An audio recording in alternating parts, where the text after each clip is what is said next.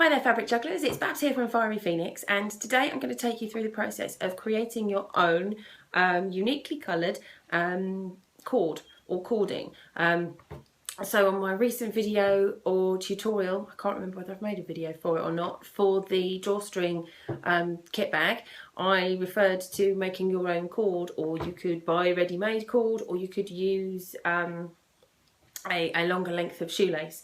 However, this video is actually going to show you how you can create your own colour coordinated cording, and it doesn't take very many materials, so hopefully you'll stick around and see how we do that.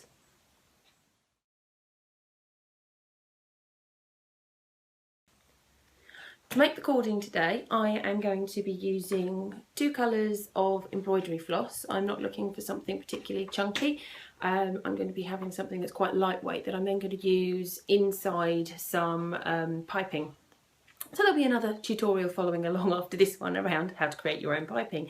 So I'm not going to be making masses and masses of it, but just enough so that you understand the theory and that you can actually then create your own.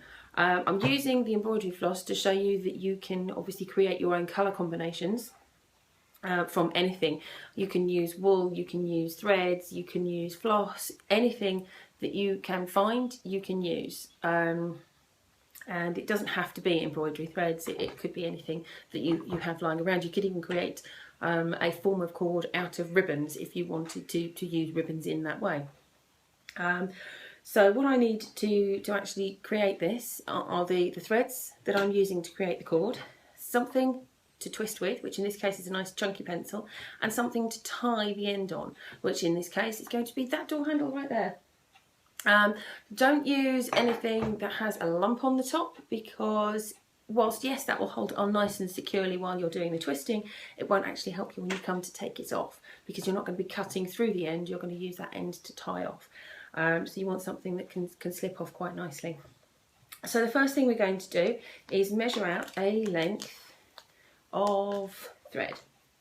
And I've forgotten my scissors, so you have to bear with me a minute while I go grab those. So in terms of the length that you need, I'm just using a random length as long as both the threads are the same length. You can use as many colours as you wish. You could go for a complete rainbow, or just one or two colours to get the effect that you need to match whatever your project is. I'm just using the two so that it's a nice clear distinction between the olive green and the bright acid yellow. Just so that we can get an idea of how much you need to use, I am measuring this out, and we have 24, 48,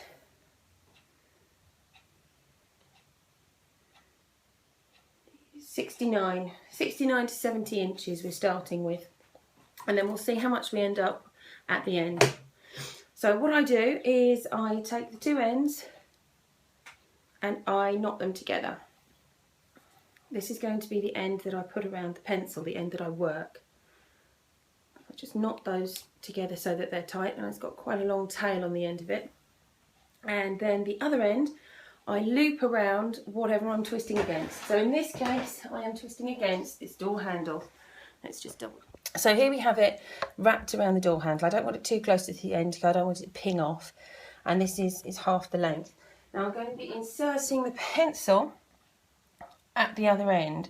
So just follow that through to the other end so that it's going to be used as our base for twisting.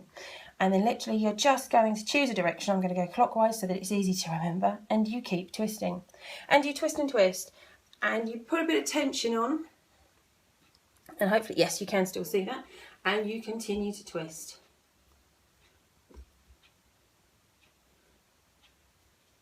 And as you can see, we're starting to get twisting happening, and you can see the colour starting to go through there. So I'm just going to continue twisting.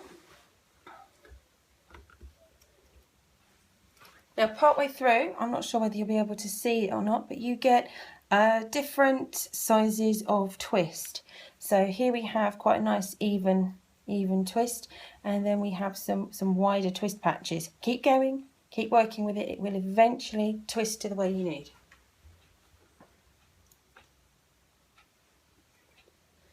And as you twist more, you can see that it is starting to then turn in on itself. And this is what we actually want, is a nice tight turn on itself that will give us the final cording.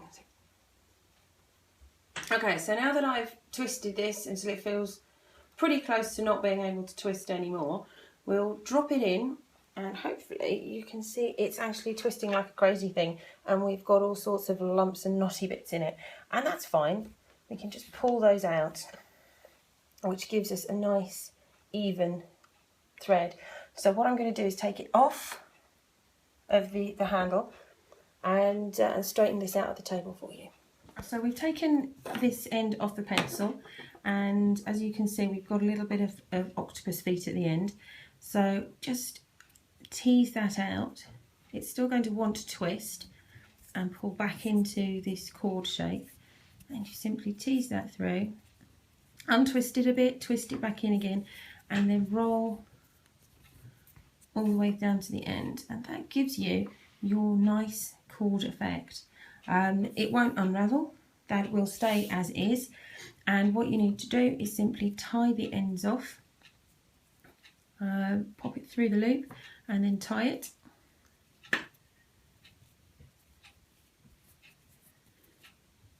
And then trim, and you have, so here we have the completed cord and the knotted and snipped off end, and it's very simple. I mean, it won't twist back in on itself now, it won't untwist.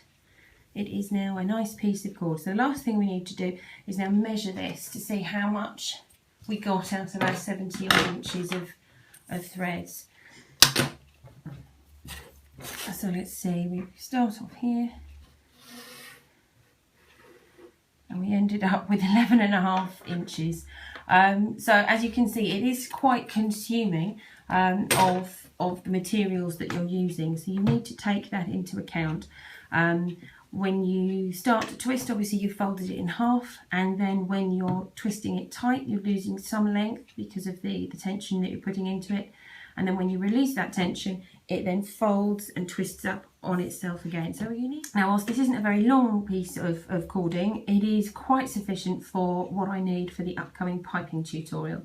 So if you keep your eyes out for that, that will be the next one that comes along. And it is a nice sturdy piece of cord. So you could use this quite happily for tying, knotting, decoration, or indeed the actual ties on a drawstring bag, be that a large kit bag or a smaller, more dainty bag. And of course you can colour coordinate it to your fabric for your project.